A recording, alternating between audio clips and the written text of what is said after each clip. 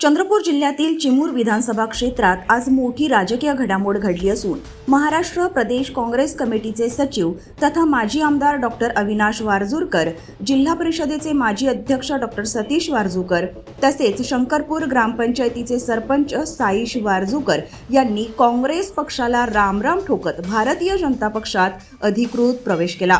मुंबई येथे पार पडलेल्या कार्यक्रमात चिमूरचे लोकप्रिय आमदार बंटीभाऊ भांगडिया यांच्या मार्गदर्शनाखाली भाजप प्रदेशाध्यक्ष रवींद्र चव्हाण यांच्या प्रमुख उपस्थितीत हा पक्ष प्रवेश पार पडला।